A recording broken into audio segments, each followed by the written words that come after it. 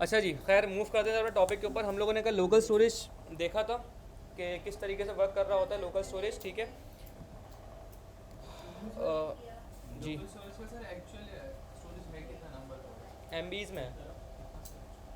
Actual मुझे याद नहीं है, लेकिन इतना पता है एमबीज़ में है। तो ये बेसिकली कोई डेटा मैं आपको स्टोर करवा रहा हूँ आपकी प्रैक्टिस के लिए, लेकिन ये मैं आपको बता दूँ ये डेटा प्रॉपर एक्चुअल में यहाँ पे स्टोर नहीं करते। यहाँ पे आप कोई बहुत छोटी छोटी चीज़ें, जैसे कोई की है, कोई एपीआई का टोकन है, कोई की है, कोई आपने छोटा सा स्टेटस आपने रखवाना है, ये चीज़ें इसके अंदर होती हैं बस। क्योंकि ये इस काम के लिए बना नहीं है, इस काम के लिए डेटाबेस बना है। आप डीबी में रखो डेटा अपना, या क्लाउड पे रखो, वट जो भी है। लेकिन ब्राउज़र के अंदर जो स्टोरेज होती है ना, ये होती है बहुत एमबीज़ में होती हैं। लोकल स्टोरेज है, कुकीज़ में आप चले जाएँ, कुकीज़ का भी यही है। कुकीज़ भी बहुत छोटी सी उसकी होती हैं। तो छोटे छोटे टास्क वगैरह के लिए बस इसको रखवाते हैं हम कि क्लाइंट साइड पर अगर आपने कुछ स्टोर करवाना है। क्योंकि देखिए डेटाबेस की जब बात आती है तो फिर आता है बैकएंड। आपको बैकएंड भी चाहिए, क्योंकि डेटाबेस आपको अगर पता हो, डेटाबेस विदाउट सर्वर वर्क नहीं करता। और सर्वर क्या होता है? सर्वर लिखा जाता है किसी बैकएंड लैंग्वेज के अंदर। तो डेटाबेस की बात आ जाए तो पूरा पूरा सर्वर सेटअप करना पड़ता है। तो एक बहुत ही एक हैक्टिक अलग बिल्कुल एक डिफरेंट चीज़ है वो। तो इसलिए हम ये स्टोरेज यूज़ कर रहे हैं छोटे मोटे काम के लिए क्लाइंट साइड के ऊपर ही। खैर,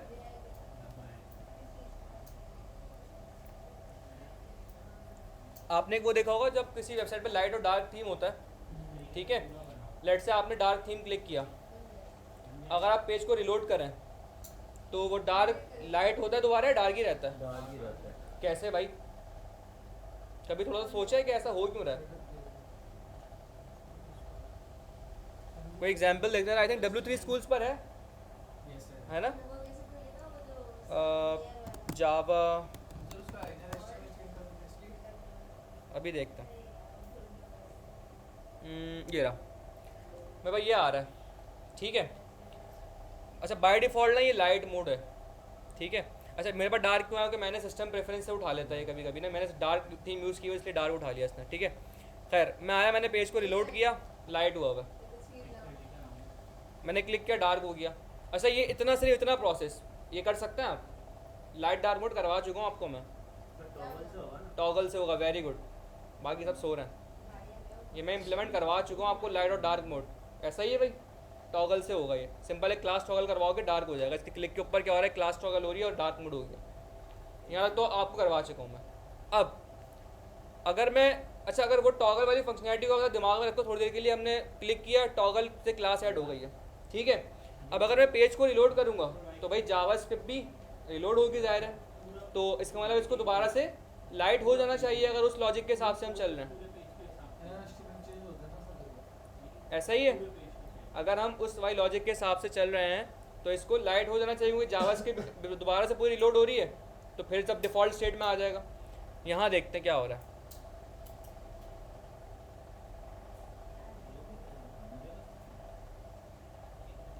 रिलोड हो गया पेज, यहाँ क्यों नहीं हुआ भाई?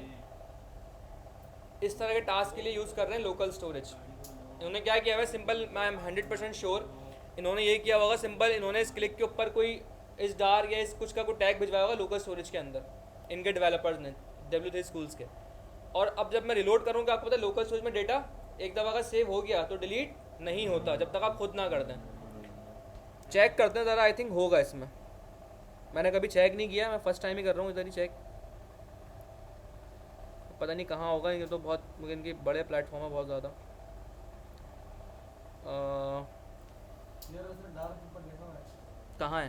ये ये रहा प्रिफर्ड मोड डार्क। अब देखें आप सीन, मैं आया, मैंने इसको करा डिलीट, अगर ये यही है तो।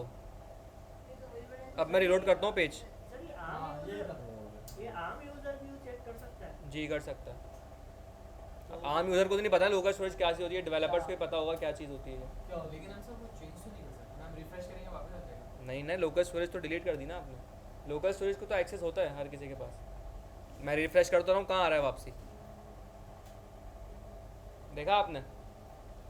तो इस तरह के टास्क के लिए नॉर्मली लोकल स्टोरेज यूज़ करते हैं। अब आप डार्क करो दोबारा से। अब जैसे देखें, अब देखिए, अब और से देखिएगा, मैं ज़रा क्लियर कर रहा हूँ कि लोकल स्टोरेज मैंने पूरी क्लियर कर दी।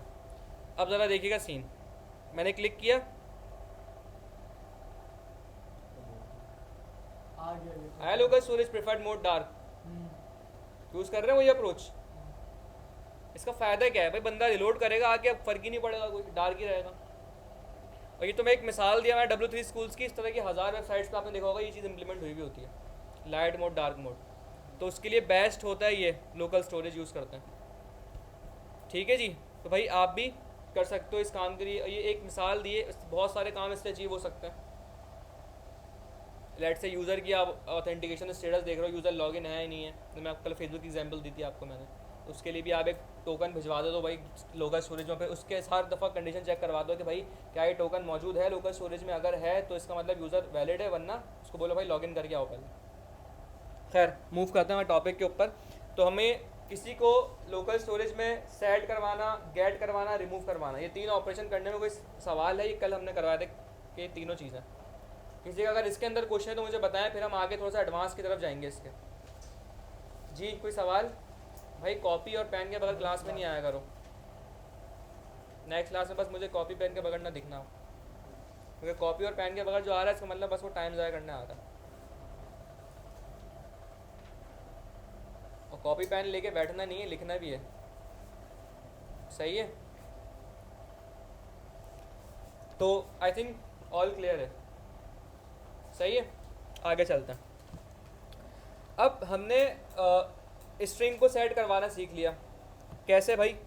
मैंने लिखा है यहाँ पे कॉन्स्ट यूज़र, मैंने कल करवा दिया था वैसे ही, लेकिन मैं दो तीन स्टूडेंट नए दिख रहे हैं मुझे आज, तो मैं दोबारा से तो बता देता हूँ आपको क्विकली। मैं भाई यूज़र नेम है यहाँ पे, लेट से चलें वही कर लेते हैं, इज़ डार्क, कि भाई डार्क इज़ डार्क क्या है। अब मैंने लिखा लोकल स्टोरेज। अच्छा, अगर आके अपने ब्राउज़र की लोकल स्टोरेज देखो तो कुछ भी नहीं पड़ा हुआ अभी इसके अंदर, खाली है। मैं लिखा local storage dot side item क्या लेता है आपसे? दो चीज़ें लेता है, एक की और एक वैल्यू, दो चीज़ें लेता है। तो मैंने पहले की दी भाई। अच्छा, की तो मेरे पास यूज़र नेम है ना, इस डार्क, और इसकी वैल्यू ट्रू, कि भाई डार्क ट्रू कर दो। लोड किया, डार्क ट्रू हो गया। ठीक है, गेट करनी है तो कैसे भाई? Local storage dot gate item, और ये आपसे क्या लेता है? की लेता है। की क्या है मेरे पास? User name.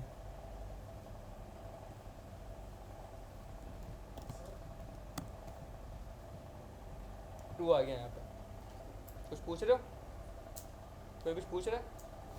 अच्छा ठीक है, तो सब भाई गेट हो गया, सेट हो गया, और रिमूव भी ऐसे हम कर सकते हैं, रिमूव आइटम करके। अब ज़रा थोड़ा सा देखें, केस डिफरेंट है। मेरे पास यहाँ पे अब एक एरे है स्टूडेंट्स के नाम से, इसके नाम मल्टीपल स्टूडेंट्स हैं। लेट से हम कुछ एग्जांपल ले लेते हैं, असलम, अली, हमज़ा, फारिस, आरफा। ठीक है, कुछ मेरे पास डिफरेंट स्टूडेंट्स हैं।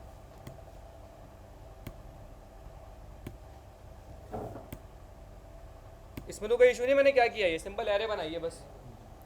तो कोई मसला है किसी को इसके अंदर? अच्छा, अगर मैं इसको सेट करना चाह रहा हूँ स्टूडेंट्स के पूरे एरे को, मैं वैसे ही जैसे करता हूँ वैसे करके देखता हूँ ज़रा। पहले मैं लिखा है यहाँ पे लोकल स्टोरेज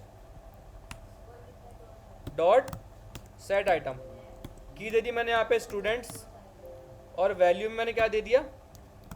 स्टूडेंट्स की एरे दे दी। ठीक है, ऐसे ही करते हैं सेट हम भाई? हाँ या ना बता दो, चेक करते हैं।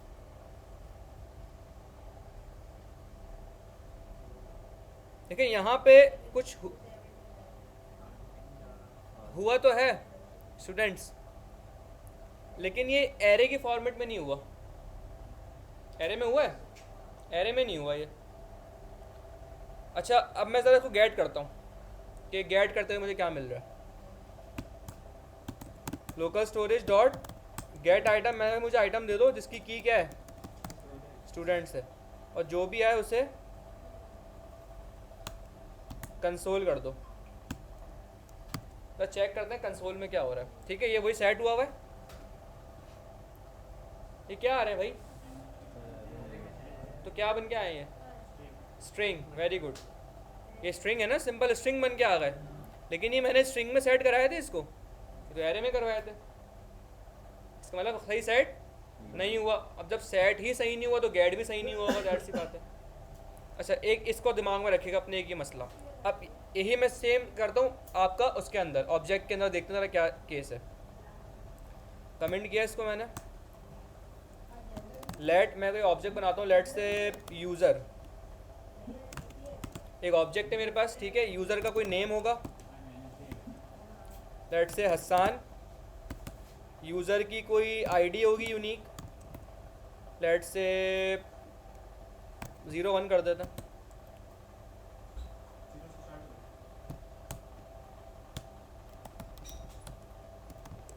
कोर्स कर देता इसका जावास्क्रिप्ट, ठीक है, सिंपल है। मेरा यहाँ पे एक ऑब्जेक्ट है,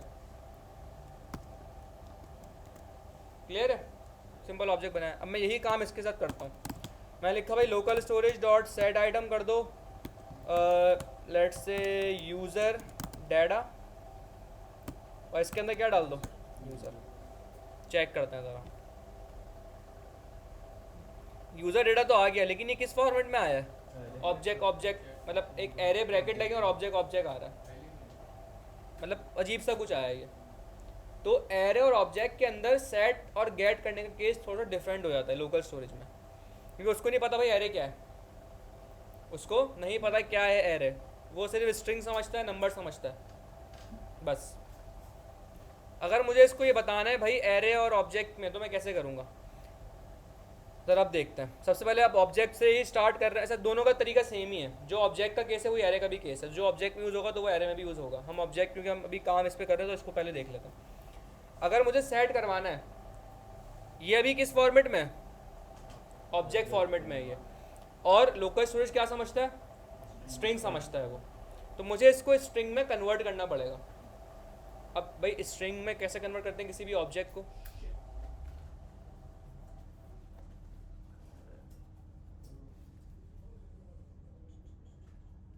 वीडियो स्टॉप कर दें, लंबी हो जाएगी वरना।